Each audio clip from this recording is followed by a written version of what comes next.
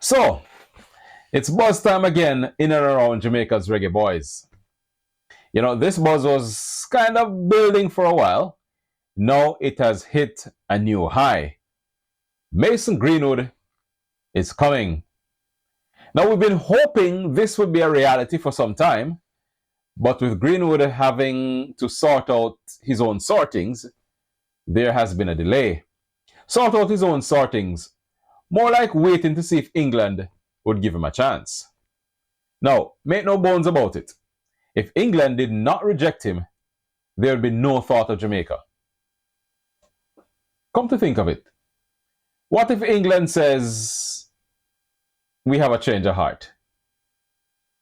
I mean, the JFF is not even calling it done because until that final paperwork and firm yes, matter of fact, until he dons the yellow shirt and take the field, it hasn't happened.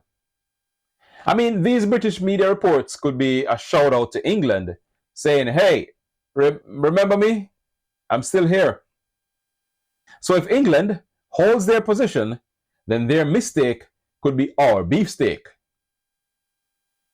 But once again, a player turns to Jamaica because they can't make it elsewhere. But that's all right, as long as we make the most of it and that the party shop, aka the JFF, does not mess up like they're used to.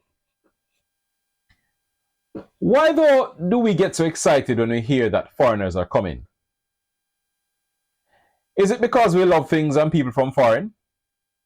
Believe everything from foreign is better? Or because we know that local bread and base players just don't have the goods? Anyway, let's take it that Mason G suits up for the Reggae Boyz. Why should we get excited? I mean, why should we get our hopes up? We're not short on high-profile players and talent. That talent, however, has not translated to success on the field. Don't believe me? Just look at our most recent performances.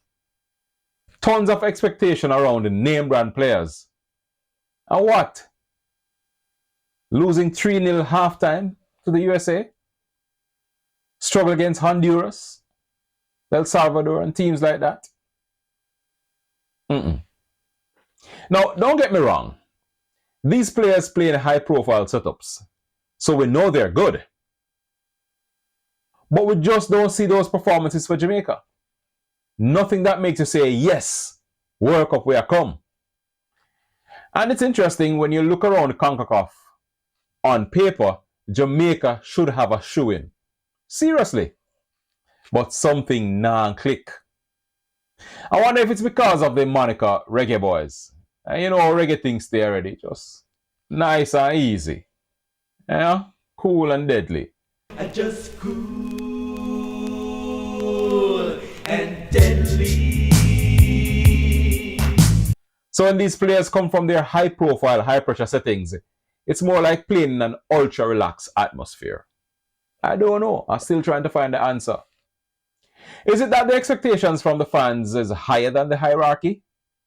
Again, I don't know. But what I do know, something alright. Anyway, let's hope Greenwood could be an injection of fire and the team can make a serious run towards World Cup qualification. Of course, there's also the matter of the Gold Cup.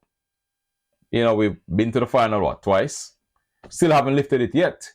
That would be a great, of course, that would be, that's the biggest tournament in the region. I'll take it. I mean, after all, Greenwood is on the mend after the unfortunate happenings in his life and career in England. These happenings led to his eventual departure from Manchester United, with the striker joining Marseille in a permanent loan move last summer. Now, the forward was highly rated as he rose through the ranks at Old Trafford, and he has attempted to salvage his career, and rightfully so. We do hope that he does, which, of course, he's not doing badly. First, he was on loan in Spain with Getafe, and now he's in France. Of course, the player would well be, familiar with Jamaica's head coach, Steve McLaren, who is a former United assistant manager. Greenwood has one cap for England, which he earned back in 2020, before his 21st birthday, which means he's able to swap countries. He will have to wait to make his Jamaica debut, with Marseille unwilling to release Greenwood for the 2 games next month because they are friendlies. And you know, the 2 games against the Trinis. He's expected to be named in McLaren's squad for the first time in June, hopefully. The forward is a leading scorer in League One this season, so he's actually doing very well. The shot from Greenwood.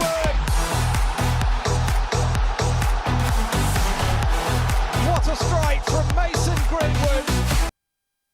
Now, the fans of the Reggae Boyz will next see them in action on February 6 against arch rivals, Trinidad and Tobago. Now, you know, usually I don't expect much from this rivalry because it used to be so bitter that the games end up being more scrappy affairs. You know, nobody don't want to lose. So you don't extend yourself for win because you don't want to get caught on the counter, and you know how that's something to go. However, McLaren knows that after the last campaign and what we saw, it better be a good showing. Might be a little stretch though, as the 2-game stand against the Twin Island Republic is outside the FIFA window, so clubs are not obligated to release players.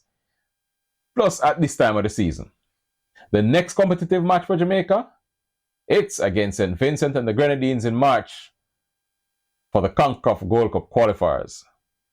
Now, if you think of St. Vincent and the Grenadines, you would think that having Mason Greenwood et al., you know, everybody turn up, would be like using a sledgehammer to kill an ant.